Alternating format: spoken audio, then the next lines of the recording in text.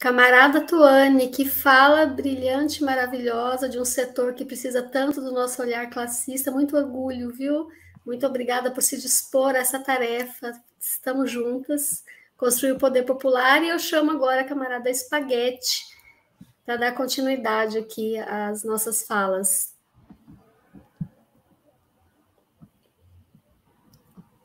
Espaguete está na sala?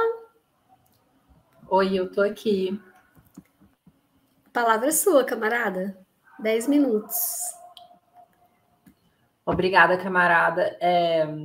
Boa tarde, camaradas, trabalhadores, companheiros, amigos, todo mundo que está assistindo essa plenária muito importante que a gente está fazendo aqui para apresentar não só as nossas pré-candidaturas, mas também as propostas do Poder Popular para as mulheres trabalhadoras e pessoas feministas e femininas do estado de Minas Gerais. Saudar esse espaço aqui, primeiramente, e como eu vou trazer um pouco aqui sobre a questão relacionada à população LGBT, a população LGBT trabalhadora, queria falar que a questão da população LGBT trabalhadora, embora muito pouco de dados nós temos oficiais sobre a população LGBT, especialmente a população T,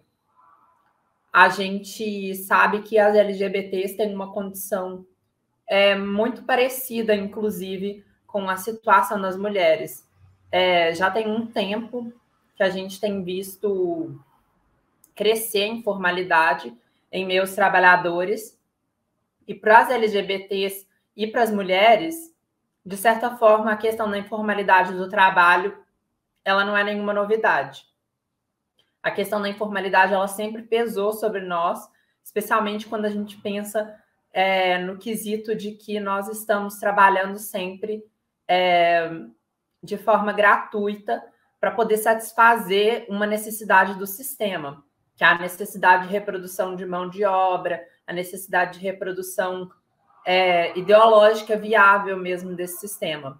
São as mulheres que são encarregadas da função de cuidar dos trabalhadores, de realizar a satisfação dos trabalhadores, e tudo isso está relacionado à divisão sexual do trabalho. A divisão que eu acho que, para a gente ser mais específica mesmo, seria uma divisão generificada do trabalho. A mulher surge, e as travestis também, né, enquanto um gênero feminino nesse país, elas surgem enquanto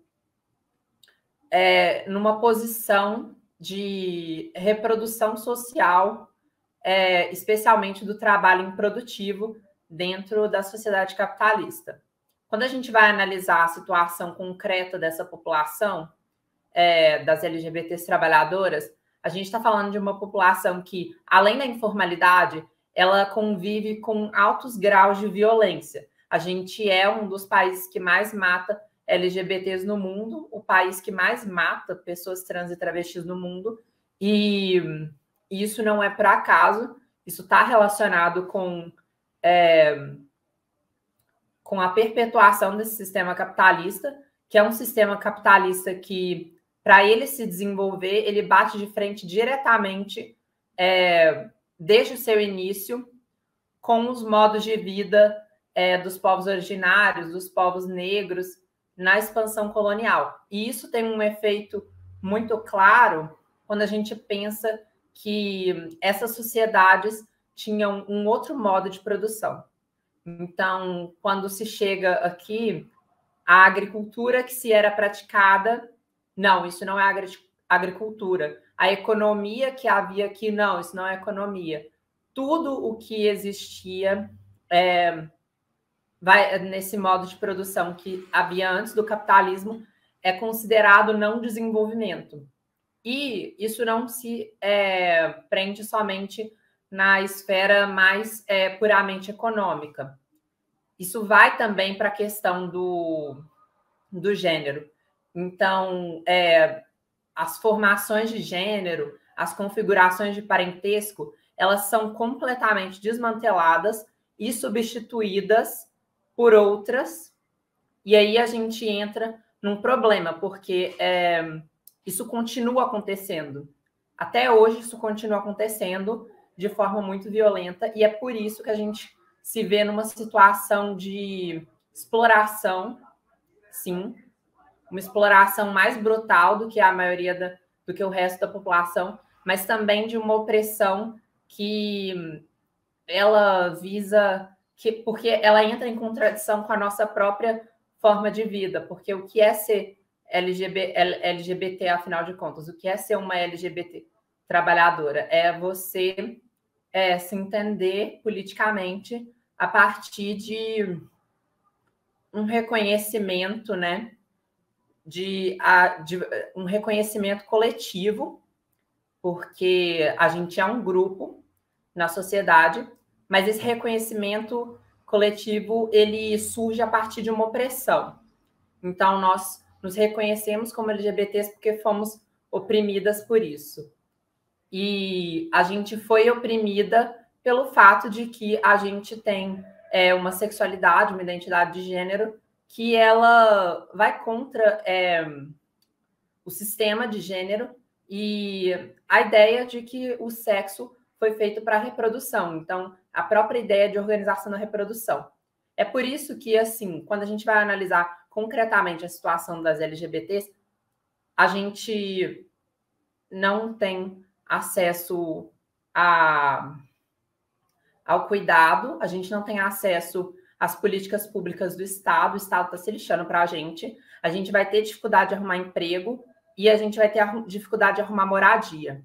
A moradia, para nós, ela está muito associada à questão do preconceito, da intolerância, mas também à questão econômica. Então, por exemplo, você não consegue um emprego porque você é LGBT e a sociedade já cria várias barreiras para que você consiga um emprego estável, ao mesmo tempo que você não consegue viver plenamente dentro da sua própria moradia, porque há uma hostilidade da sua própria família contra você. Isso, quando não, você é retaliado por causa disso e é expulso de casa e se encontra em condição de rua, em situação de rua, em situação de mendicância, que é o que tem acontecido muito, especialmente durante a pandemia. A violência aumentou os feminicídios e aumentaram também os transfeminicídios, aumentaram também a violência contra a população LGBT em geral. Então, é algo da gente se ver, né, que realmente não é nenhuma abstração quando a gente fala que a violência LGBT está assentada na família burguesa, porque as nossas vidas elas estão literalmente condicionadas ao fato de que a gente não tem acesso aos direitos que quem pode ter direito a essa família tem. Nós não temos direito a ter uma vida digna por causa disso. E é por isso que muitas LGBTs se empobreceram muito durante a pandemia. E é por isso, principalmente, para concluir, que a gente tem que estar falando de... Quando a gente quer combater a LGBTfobia, a gente tem que estar falando sobre política de moradia, política de empregabilidade, mas entendendo que isso não vai ser o suficiente. E não vai ser o suficiente porque não vai tocar, no final das contas, na própria base que produz essa opressão na nossa sociedade, que está na família burguesa. E isso a gente só toca quando a gente parte para uma revolução socialista. Mas, de imediato, a gente precisa, sim, organizar as LGBTs na luta por moradia e entendendo muitas vezes que essa luta vai ter uma dimensão específica, porque a gente está falando de pessoas que, às vezes, por exemplo, a pessoa não tem acesso a uma política de moradia porque ela não entra num critério de renda, porque aparentemente ela é dependente de alguém ou é um adolescente, mas essa pessoa está sofrendo hostilidade em casa, não é seguro para ela continuar em casa. Ou então ela foi expulsa de casa. A gente precisa dar uma atenção que vai ser muitas vezes específica. Então, por isso é necessário a gente estar organizando essa população. E eu acho que essa é a grande propaganda que as nossas candidaturas, a minha, de certa forma, um pouco mais específica, porque acabo me inserindo nesse movimento mais organicamente, mas é uma questão que a gente tem que trazer. Organizar essas pessoas em torno das lutas por moradia, das lutas por emprego. E aí, isso dialoga muito também com a ideia de que a gente quer melhores empregos, trabalhar menos e com mais direitos e melhores salários, né, gente? Nós também queremos isso. Eu acho que é um pouco isso. Vamos continuar e procurem a minha pré-candidatura. As minhas páginas são @espaguete no Instagram, e nas outras redes sociais é @espaguetepcb, Twitter, Facebook, YouTube, tem até no TikTok, gente. Estamos em todos os lugares. E fortaleço as candidaturas feministas classistas. É isso, manas.